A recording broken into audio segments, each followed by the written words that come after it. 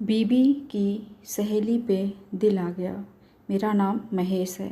मेरी उम्र इस वक्त 50 साल है। मैं, मेरी पत्नी और मेरा बेटा, बस यही मेरा परिवार है। अभी कुछ समय पहले मेरी पत्नी की एक सहेली बनी। वो औरत हमारे मोहल्ले की दूसरी गली में रहती है। दोस्ती की वजह यह हुई कि मेरी पत्नी और उस औरत दोनों का नाम शीला है। उस औरत शीला की 2 बेटियां हैं। बड़ी बेटी नेहा 20 साल की है और छोटी बेटी प्रिया 18 साल की है। छोटी लड़की तो पतली दुबली सी सांवली सी है। बड़ी लड़की नेहा भी पतली है मगर वो गोरी है, देखने में भी सुंदर है और अभी बीए कर रही है। शीला का पति पहले तो यहीं रहता था और दोनों मियाँ बीवी छोटे मोटे काम करके अपना गुजारा करते थे, तो घर के हालात कुछ खास अच्छे नहीं थे। फिर शीला के पति को विदेश जाने का मौका मिला तो वो पैसा कमाने विदेश चला गया।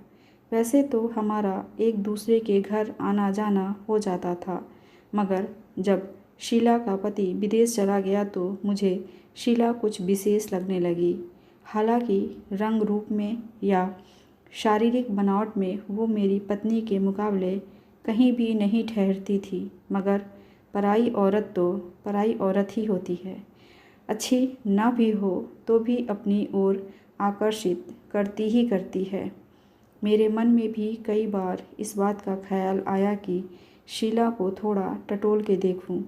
पति इसका पास में नहीं तो रात को ये भी तो बिस्तर पर करवटें बदलती होगी। अगर किसी तरह से बात बन गई तो अपने को बाहर मुंह मारने का मौका मिल जाएगा। हालांकि मैं उसके घर कम जाता था। मैं तो अपने काम धंधे में ही बिजी रहता था, मगर कभी कभार आना जाना हो जाता था या कभी कभी वो भी आ जाती थी। अब मेरी बीवी के साथ उसका अच्छा दोस्ताना था। वो मेरी बीवी को दीदी और मुझे जीजा जी कहती थी, मगर मैंने कभी उसके साथ साली कहकर कोई हंसी मजाक नहीं किया। मैं थोड़ा रिजर्व ही रहता था।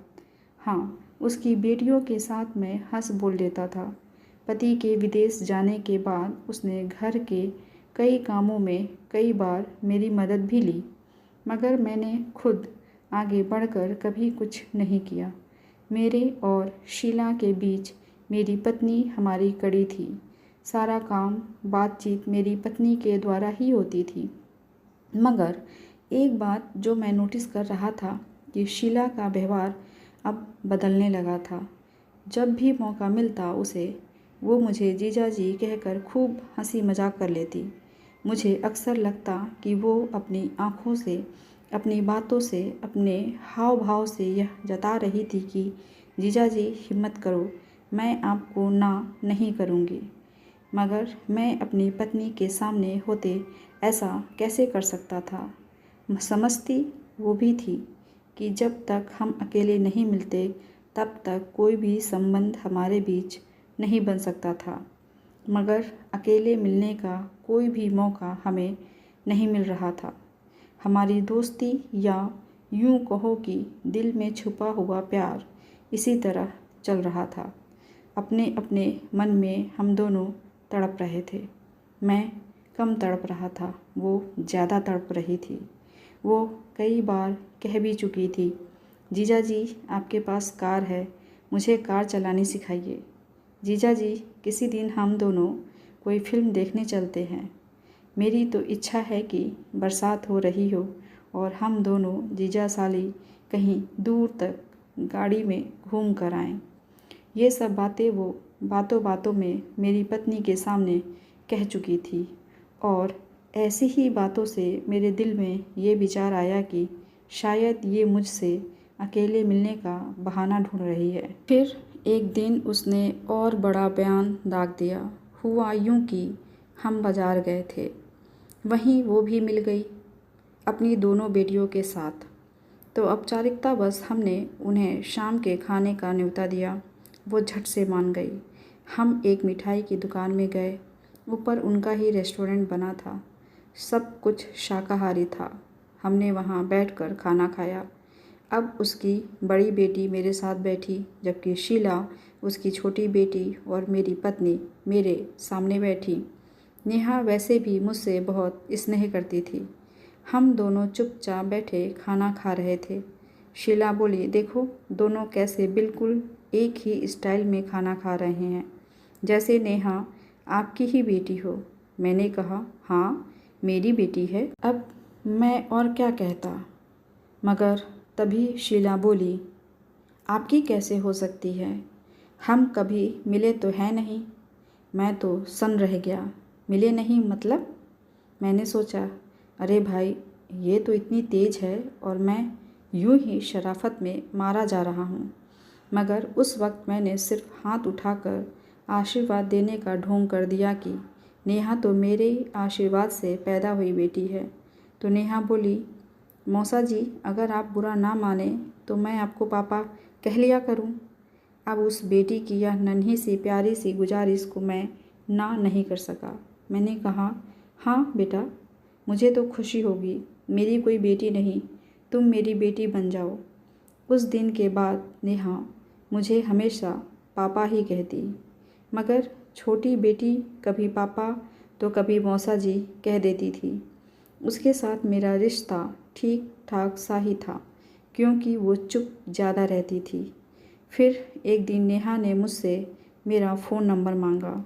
उसके बाद वो मुझे कभी कभी फ़ोन भी करती, सुबह शाम को कभी कभी मैसेज भी करती और मैं भी उसे अच्छे अच्छे मैसेज भेज दिया करता था, जैसा कोई भी बाप बेटी करते हैं।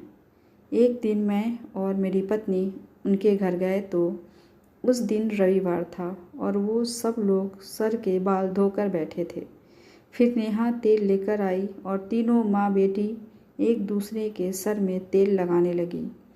मैंने यूं ही कह दिया, अरे वाह नेहा, बहुत बढ़िया से तेल लगाती हो तुम तो। वो बोली, पापा आपके भी लगा दूँ? मैंने कहा, हाँ लगा दो। जब उनका निपट गया तो नेहा तेल की शीशी लेकर मेरे पास आई। मैं उनके दीवान पर बैठा था। वो मेरे पीछे आई और कटोरी से तेल लेकर मेरे बालों में लगाने लगी। आहा हा, कितना आनंद आया जब बेटी पिता के सर में तेल लगाए अपने नर्म नर्म हाथों से। शीला बोली, अरे जीजा जी मैं लगा दूँ आपके तेल? उसकी बात में एक तंज था, मैं समझ गया, मगर मैंने कहा, अजी नहीं शुक्रिया, बिटिया बहुत बढ़िया लगा रही है। उसके बाद उनके घर ही हमने खाना खाया और जब वापस आए तो अपनापन दिखाने के लिए शीला ने पहले मुझे नमस्ते बोली, फिर आगे बढ़कर मुझे आलिंगन भी किया। मेरी तरफ देखकर शराफत से मुस्कुराई। वो मुझे साफ साफ इशारे कर रही थी, मगर मैं ही ढीला चल रहा था। मैंने सोचा कि अब अगर एक भी मौका और मिला तो मैं शीला से बात कर लूँगा। फिर एक दिन मौका मिला। वो हमारे घर ही आई हुई थी। मेरी बीवी रसोई में थी। मैंने पूछा, अरे शीला, तुमने मेरा मोबाइल नंबर लिया था पर कभी फ़ोन तो किया नहीं। वो बोली, आप तो वैसे ही कम बात करते हो, क्या पता फ़ोन पर बात करो भी या नहीं। मैंने कहा, अरे नहीं, मैं तो बल्कि इंतज़ार कर रहा था, कभी हेलो हाय नमस्ते good morning I love you कुछ तो मैसेज करो। वो मेरी बात सुनकर बहुत हंसी, बोली, अच्छा अब करूँगी। और अगले ही दिन सुबह उसका मैसेज आया गुड मॉर्निंग का। जवाब में मैंने भी उसको गुड मॉर्निंग का मैसेज भेजा और दिन में ही हम दोनों ने 40 करीब व्हाट्सएप मैसेज एक दूसरे को कर दिए। जितना मैं खुलकर चला वो उससे भी ज़्यादा खुलकर चली और अपने जीजा साले के रिश्ते की सारी मान मर्यादा तोड़कर हम दोनों ने एक दूसरे को खुल्लम खुल्ला प्यार का इजहार तक कर दिया। यहाँ तक कि उसने ये भी कह दिया कि अगर आप ना कहते तो मैं खुद ही कहने वाली थी। अब जब प्यार का इजहार हो गया तो और क्या बाकी रहा। वो पूरी तरह से मेरे साथ सेट हो चुकी थी। मन में खुशी के लड्डू फूट रहे थे कि यार कमाल हो गया, 50 साल की उम्र में भी माशूका पटा ली। उसके बाद तो अक्सर हम फ़ोन पर बातें करते। 2-3 दिन में ही बातें शीशे की तरह साफ़ हो गई। दोनों ने एक दूसरे से कह दिया कि अब जिस दिन भी मिलेंगे अकेले में मिलेंगे और उसी दिन हम सभी हदें पार कर जाएंगे। मैंने सोचा अब मासूका के पास जाना है तो पूरी तैयारी के साथ जाएं। बुधवार को मैंने अपने काम से पहले ही एक दिन की छुट्टी ले ली। बुधवार के सुबह मैंने एक चने के आकार की गोली अफीम की कड़क चाय के साथ निगल ली। हमारा 11 बजे मिलने का प्रोग्राम था, मगर मैं 10 बजे से पहले ही हर तरह से तैयार था। करीब 11:15 बजे मैंने शीला को फ़ोन करके पूछा, हाँ जी, क्या हाल है साली साहिबा? वो बोली, बहुत बढ़िया, आप सुनाओ। मैंने पूछा, मैं तो सोच रहा था सुबह सुबह आपके दर्शन हो जाते तो सारा दिन बढ़िया गुजरता। वो उधर से बोली, तो आ जाइए, किसने रोका है, आपका ही घर तो है। मैं तो उड़ता हुआ उसके घर पहुंचा, गेट खोलकर अंदर गया। अंदर घर में वो रसोई में कुछ कर रही थी। मैंने आसपास देखा, घर में और किसी के होने की आहट नहीं थी, मगर फिर भी मैं रसोई में गया, उससे नमस्ते की, उसका बच्चों का हाल पूछा। फिर पूछा, बच्चे कहाँ हैं? वो बोली, बड़ी कॉलेज छोटी स्कूल, बस घर में मैं अकेली हूँ। मतलब जो मैं पूछना चाहता था वो उसने खुद बता दिया। वो गैस पर चाय बना रही थी। मैं उसके पीछे जाकर खड़ा हो गया। दिल तो कर रहा था कि उसे पीछे से ही बाहों में भर लूं, मगर फिर भी दिल में एक डर सा था। फिर भी मैंने हिम्मत करके उसको अपनी बाहों में भर लिया। वो एकदम से चौंकी, अरे जीजा जी, ये क्या कर रहे हो? वो गुस्सा नहीं हुई तो मेरी भी हिम्मत और बढ़ गई। मैंने झट से उसकी गर्दन पर 1-2 चुंबन जड़ दिए और उसे कसकर अपने से चिपका कर बोला, आह है, ओह मेरी शीला, अब सब्र नहीं होता यार। और मैंने उसकी गर्दन कंधों को चूमते हुए उसका चेहरा घुमाया और उसके गाल पर भी चूम लिया। वो मुस्कुरा कर बोली, आप तो बड़े बेशर्म हो, छोटी साली तो बेटी जैसी होती है, आप ये क्या कर रहे हो?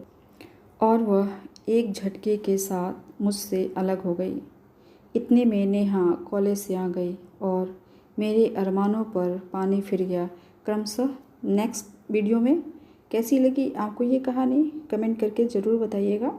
ऐसे ही कहानियाँ सुनने के लिए चैनल को सब्सक्राइब कर लीजिए। मिलते हैं अगली कहानी के साथ। धन्यवाद।